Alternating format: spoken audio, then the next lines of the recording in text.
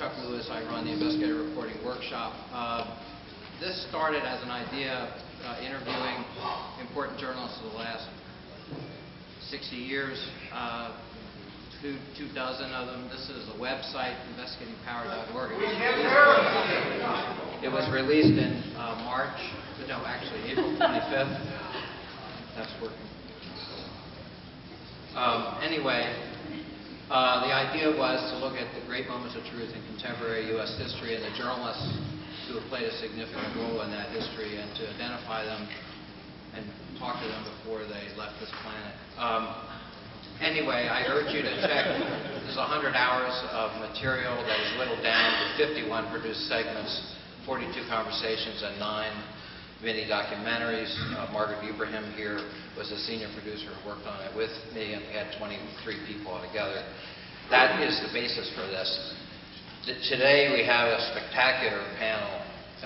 We have, from my left, your right, Sara Ganim, who has won every possible award in the last 2 months. I'm just teasing, but not really. Of the Patriot-News daily newspaper in Harrisburg, Pennsylvania. Sara broke the Penn State Sandusky sex abuse story. She has won the Sidney Award, the George Pope Award, the Scripps Howard Award. Her paper is a Scripps Howard paper. And the Pulitzer Prize for local reporting. So we'll, in a minute, start with Sara. We then go to, as far as I know, the only 3-time Pulitzer Prize winner investigating corporations in the United States since 1917, when the Pulitzers began. He didn't start reporting himself in 1917. Sorry, well, I'm going to move along here. I always try to keep moving, and you avoid shrapnel. Anyway, just teasing. We have Florence Graves, who did one of the most important power stories in Washington. Her reporting caused the expulsion or the resignation, the departure from the U.S. Senate of Senator Robert Packwood, who at the time was the Senate Finance Chairman for sex abuse type issues. She's the founder of Common Cause magazine, the highest circulation muckraking magazine in the United States at the time. She started it and ran it. They won the National Magazine Award in 1987. She runs the Schuster, she founded and runs the Schuster Institute for Investigative Journalism at Brandeis here nearby. Welcome, Florence. And then we have yet another legendary person on board here, a longtime friend, Jim Steele. As you know, Jim Steele and Don Harlett have also won several awards, usually multiples of every award. Two-time Pulitzer winner, multiple National Magazine Awards, a book coming out in a few weeks that we've worked with Jim on at the workshop. So anyway, we'll start. I'm done. I will go to you, Sara, and we're going to each try to keep it 8 to 10 minutes each, and then we're going to have questions. But we could use about 3 hours, maybe. Well, we're not going to have 3 hours. Anyway, Sara, you're on. Thank you. Can you guys hear me? Yeah. Yeah? Yeah. Okay. I'll hold this just in case. I want to start by thanking you guys for having me. I want to say I think the journalism gods are looking favorably on IRE because we're in the middle of the Jerry Sandusky trial, and for some bizarre reason the judge decided not to have testimony today. So, and we were able to somehow, by the grace of God, stay ahead of for a good amount of time. So it was really 2 different sets of skills that we needed before and then after, and really we talked about talking today about what we learned, and I'm kind of going to combine that into the before and the after. The first one was, the first thing that sticks out of my mind when I look back on this story is that I learned that people can be really, really good at lying.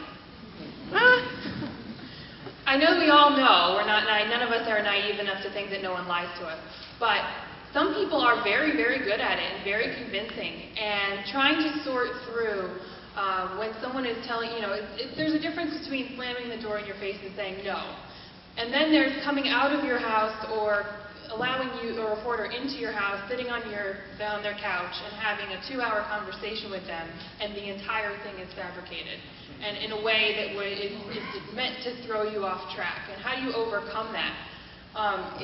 There's no easy answer to it, but that's something that I learned, that people really will go to extreme lengths to throw us off. And it all kind of goes back to the facts and trusting your instinct and having a conversation with your boss. This does not add up. So these two things, these two facts cannot be true. Where do we go from here? Who does our gut tell us to believe? Which direction do we pursue? That was a conversation we had to have a lot. It's really actually quite sad. My number 2 was, it really matters who you work for. So long before you come across that story that could be a huge story, a national story, you have to make a decision that's going to impact the probability that you might get that story. And my example with the Jerry Sandusky story is that I was working for a small daily with 7.5 reporters. For a long time, I was the half. Then we went down to 6, and I got lucky enough to be one of the 6, but I was a whole reporter, so that was really cool. And I found this story. I stumbled upon this story. It was a local story for that newspaper. And I was able to get somewhere with it by working at night and on weekends. But I was really never going to get that story the way I got it working at that small local daily, because constantly I had to interject into that work to do the daily, to fill that news bowl every single day. And when it came time when I got an offer from the Patriot-News, it was really about what kind of people I was going to be working for. And it made a huge difference. They trusted me from the 2nd or 3rd week that I worked there to abandon the beat that they had just hired me to cover and drive 90 miles away outside of their general coverage area and work on a story that could, that would matter. That they knew it was a story. They knew it might matter. It might be something big. And you couldn't find that in every newsroom. It's really something you need to think, I think people need to think about when they take a job, is what kind of people, what kind of journalists are you going to be working for. Third thing I learned, social media can be really good and really bad at the same time. So before, when we were working on this story that no one else wanted, there was no way that social media was going to be a benefit. Sitting at my desk wasn't a benefit in any way. It was all about getting out, going back to the old principles of journalism, knocking on people's doors, and talking to people in person. I was never going to get anywhere on this story using Twitter, ever. However, when Jerry Sandusky was arrested, we did a 180 on our philosophy, because all of a sudden, because our website has a 3-minute delay, which is not really that long at all, we were breaking news on Twitter. People were actually aggregating to my Twitter before the update would make it to our website, which was incredibly helpful when you're spending 12, 13, 16, 18 hours a day running around gathering news. There's no way that a single reporter can sit there and take in everything else that everyone else is doing, keep up on the constant happenings of a story. Twitter is a really great way to stay in touch with your readers, to stay in touch with what's going on. One example, Joe Paterno's public memorial service. I'm sitting, in my seat getting ready to cover this, and people on Twitter are asking me questions. Things to look for, basically, during the ceremony. I found it incredibly helpful. When our governor took to a podium for a press conference and was beginning to come under scrutiny, people were saying to me on Twitter, ask him this, ask him that. This is what I really want to know. Now, I would like to think that I would have come up with all of the questions myself too, but it's a good gauge of what your readers want to know, and it's instant. And it's a really good way to keep people going back to your website, back to your reporting. So there's both sides of it. You always have to go back to knocking on doors. That's the way you get people to talk. But Twitter is also a really good way to stay in touch. I think that after this story broke, one of the reasons that we were able to stay ahead of it was because we were constantly thinking, we had this news philosophy about moving a story forward. And it's investigative journalism at its core during breaking news. We're not just covering what happened in the last 24 hours, because to be frank with you, the next morning it's 24 hours old. Everyone's read all of that online for the last 24 hours, because it's all instant. But what can I tell you that you didn't learn? That every other news reporter on the scene, all 5,000 of them, already know, already reported. And that going back to your sources from before the investigation, sources that no one else has because they weren't on the ground like we were. So constantly going back to people. It can be hard to remember. I'm constantly having to remind myself, go back to these people. You know, it wasn't just a one-time great get. You have to go back and continue this conversation. But that's really how we were able to stay ahead. I'll tell you a short anecdote. The Sunday after Jerry Sandusky was arrested, the AP was kicking our butt. We were really not staffed well that weekend at all. And they were getting all of this great information, tidbits of information about what Penn State was doing, reacting to the Jerry Sandusky charges. And my boss was freaking out, and she was yelling at me that we weren't on top of this. And I kept saying to her, I'm not going to sit in the office and rewrite an AP story. We're going to go out, and I'm going to talk to the mothers of some of these alleged victims. And it was a fight, a little bit of a fight. But I went anyway, kicking and screaming, and on Tuesday, we had a story that no one else had. We were constantly thinking about moving the story forward, not looking backward. And my last anecdote, I think I'm probably running out of time, is that I mean, I know every single person in this room knows this, but I have to say it anyway. You know, it all goes, this is not a 9-to-5 job. This is, there are no hours to investigative journalism. I have to tell you this story because I just can't believe it. There's a news reporter who said to me a while back, I think I have a lead on the Sandusky scandal. You know, person in my coverage area is talking to me. I'm going to give it to you because I just can't find the time to go knock on her door. Yeah, I'll take it, sure. So I went, and she didn't want to talk to me. She wants to talk to her local reporter who she knows. And so I went back to him and I said, look, dude, you have the advantage here. I think you should go back. Well, I don't know, you know, I think she's only home nights and weekends. I don't know when I'm going to get there. I said, oh my God, please take a Saturday, take an hour and go. So I'm really hoping to God that just is a funny story for all of you, but I had to share it. That's great.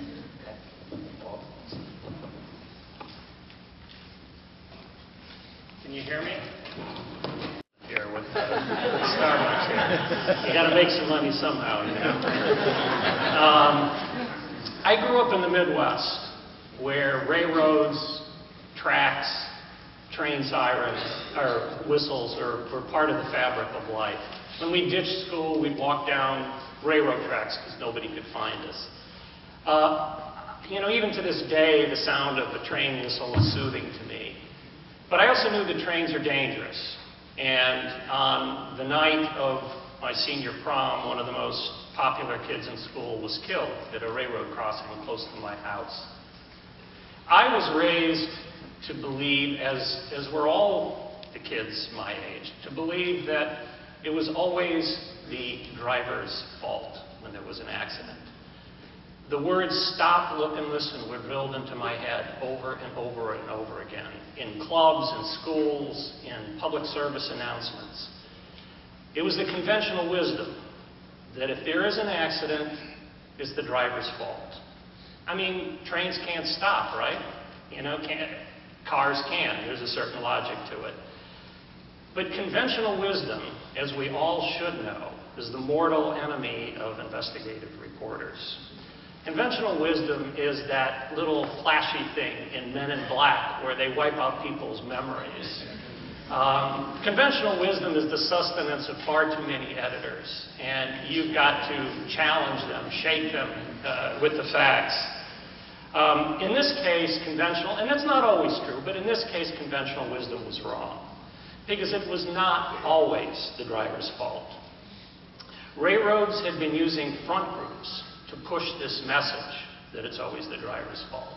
They wanted to influence potential jury pools. So they also trained police in how to investigate these complicated accidents. They were having a huge amount of influence, but Stop, look, and listen. There is a logic to that, but what if you stop and you can't see the train? What if you can't, because there are bushes or there are trees, or the train is speeding, or you can't hear the train because the whistles did not blow as they should have, according to the law? What if the warning systems at the track fail and you're putting your trust in them? I found case after case where it was not the driver's fault. It was the railroad's fault. I found case after case where the railroads would rush out after a fatal accident, after some teenager was killed, and they would cut everything down. All the weeds, all the trees. They would move a parked train that was on the track that kept people from seeing the oncoming train. So by the time photos were taken, everything looked good. I knew that, but I had a bunch of anecdotes. How do I prove it? How do I quantify this problem? That's what we do as investigative reporters. We quantify the problem. We just don't string out interesting stories. I'm told it really couldn't be done because there was no central authority and no central clearinghouse of railroad accidents. There was the Federal Railroad Administration, but I knew their records were incomplete. There was no other source. You won't find it, Walt. That was the conventional wisdom.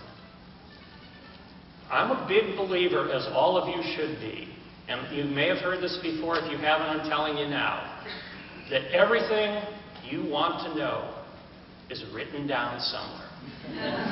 And you've got to believe that with every fiber of your being, that it is out there somewhere. And I'm serious about this.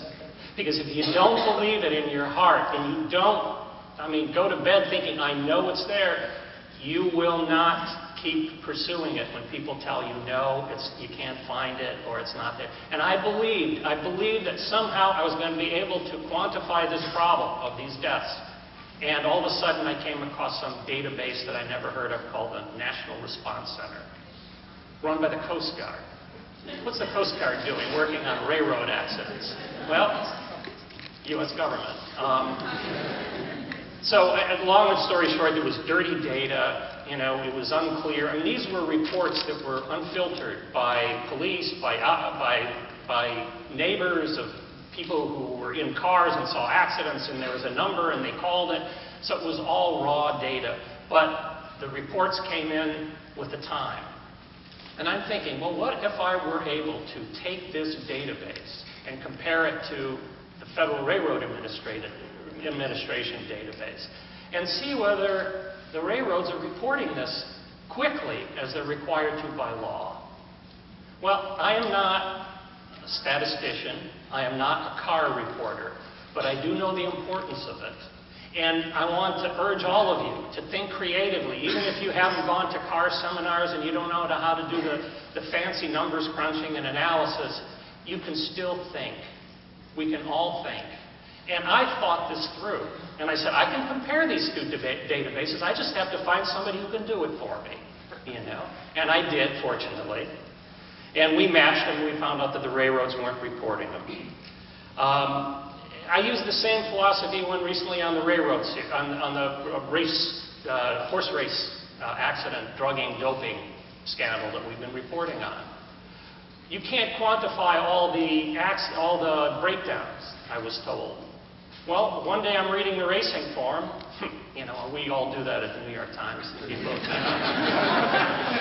got to read the racing forum. And so I'm looking at the descriptions of all these races, and I'm thinking, what if we came up with a program that would identify keywords in all these 150,000 races for the last 3 years that would identify horses that broke down or showed signs of injury?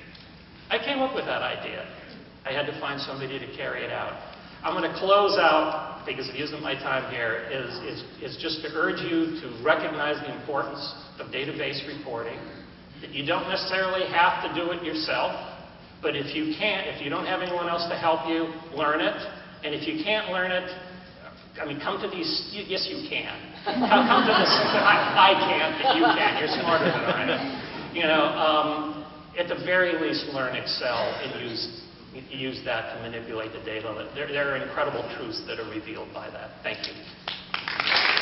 I'm happy happy to be here. You may have seen people bustling around me, and not usually does anyone wait on me, but I have been pretty sick for the past 2 weeks, and so trying to help me, and I'm grateful for that. It's ancient history now because, believe it or not, it's been 20 years ago that Charlie Shepard and I did the Senator Packwood sexual misconduct scandal. And Charlie Shepard was a reporter at the Washington Post that I was paired with after I had been working by myself. I did not have a job, shall we say. And I was working as a freelance writer from my home in nearby Needham, Massachusetts. And I was working, the thing that triggered my story about Senator Packwood was that it was about 6 or 7 months after the Clarence Thomas and Anita Hill hearings. And you all do know what those are, don't you?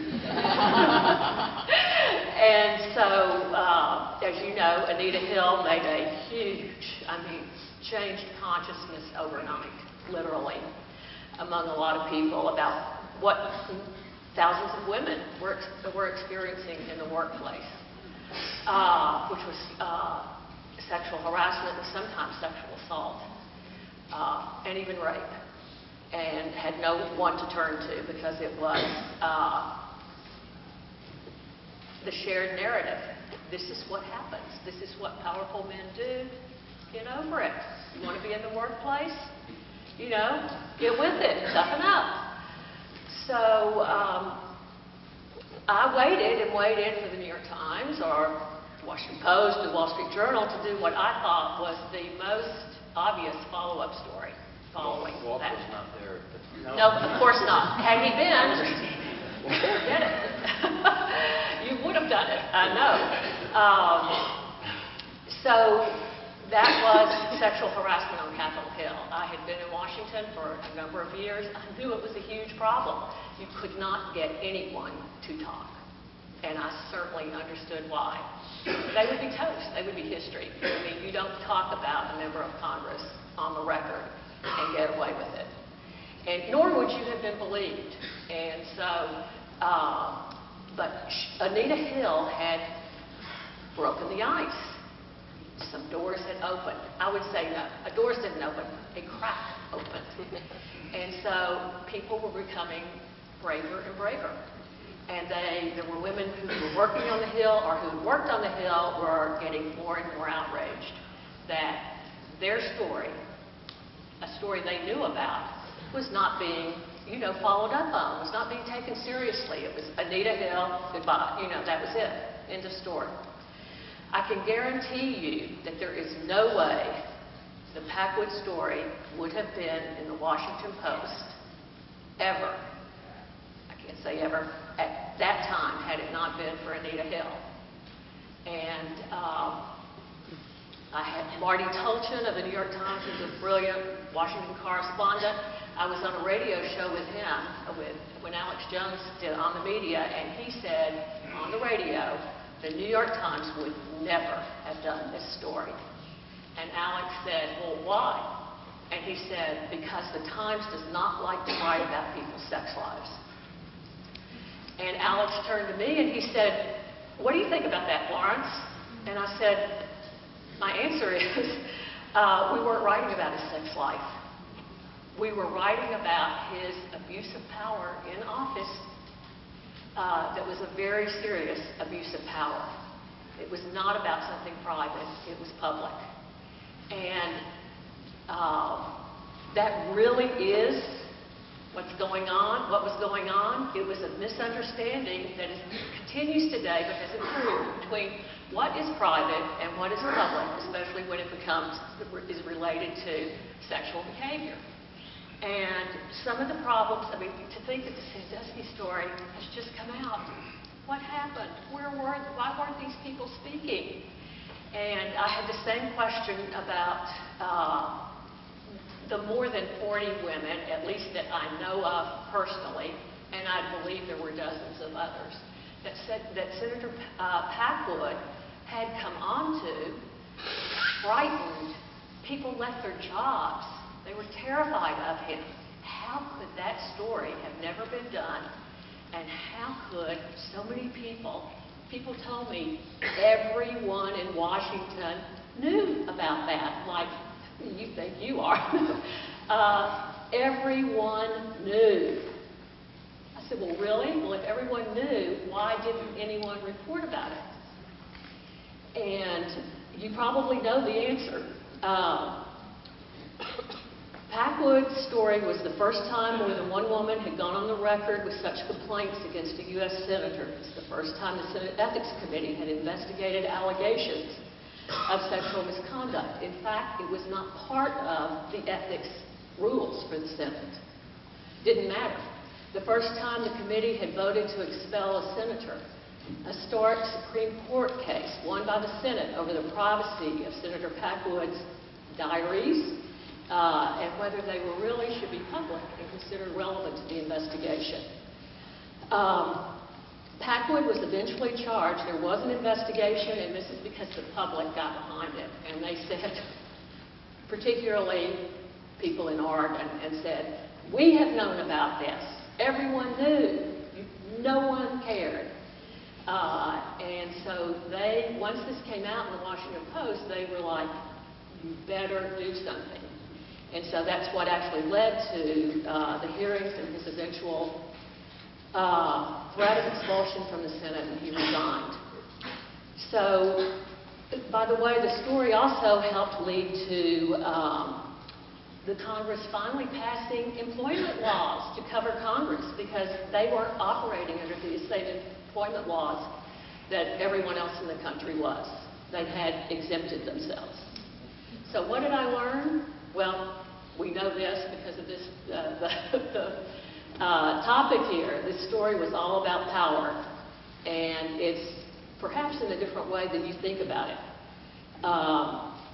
The power of centuries of history and conditioned thinking, the power of tradition in legal circles, in the legal system, in Congress, in just about anything you can think of.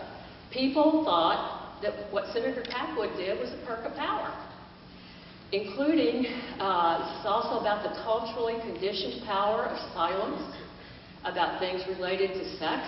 Despite the surfeit of sex everywhere, there is still a conditioned understanding, a shared narrative, that we don't talk about that, and that we don't challenge it. The power of perception, because people thought Packwood had more power than he actually had. But because they perceived that he had so much power, they were terrified to talk. And I have my own little, I was waiting for, what were you going to do with that coffee cup? I thought it was a show and tell. The power of assumptions. We use this at my office. You probably can't see it, I'm sorry, but it's the assumption police. And I am chief of police there. And that is because, as I tell, people who work with me and the students who do research for us, that is probably the biggest thing you need to question. Do I know this? Do I know it for a fact? As I say to students, we know very little for a fact. Very, very little. Everything else is either secondhand or come back. And so you always have to question. When people say, I assume, I go, no, don't. Find the facts. And so, just take 1 second, let me see if, the bottom line is, that I want to tell you about, is that when I started to, after the Packwood story and having a chance to step back from this, I wondered, how is it possible? Why don't people talk? I didn't really understand that. Naive, I was from Texas, but I had been brought up kind of like you, right? People are honest, they do the right thing. What I came to find out is that we We operate under, in the Western civilization, under an entire assumptions about what is private and what is public. And for centuries, any behavior involving sex has been considered private, not just marriage and consensual romances, but rape, incest, domestic abuse, reproductive rights, sexual harassment, you name it. It has taken tiny, incremental steps over time, and most of them are recent, including, rape, domestic violence, etc., to be declared, for people's consciousness to evolve to the point that they understand this is not about private sexual behavior. And this also explains the problem with the Sandusky. My people weren't talking about Sandusky because it relates not just to women, but also to children. And, last point, I know you're over there, I learned that it stems from at least Aristotle, when he divided the world into private and public, and he said women should be in the private sphere, the home, taking care of children, etc., because at that time they believed that only the sperm, he declared this, I looked it up, that the difference between men and women is that men had sperm, and therefore they were the center of the world. I'm telling you, don't doubt me. And so he rationalized it that way, and we have been living with that. If you start to think about it, we have been living with that cultural understanding or misunderstanding, that tradition for years, for centuries. It is still affecting the way we think about sexual slavery, about you name it, all over this globe. Even in the East, the eastern part of the world, it's a different kind of assumption in the East as opposed to the West. Women are, for the most part, operating under the prevailing notion that they're second-class citizens. And it, on the Western side, comes from Aristotle. Thanks. Thank you. Jim, you... Would you like to do history lesson? This is on, right? Yeah. Okay. Now, is this a wide-ranging discussion or not?